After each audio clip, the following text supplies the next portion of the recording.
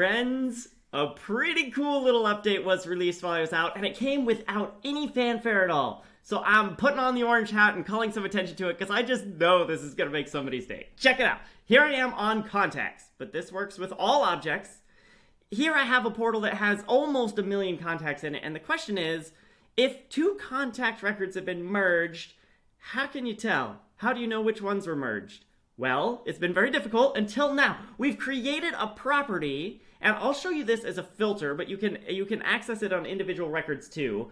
But if you just search for merged contact IDs, and let's just say is known, look at this.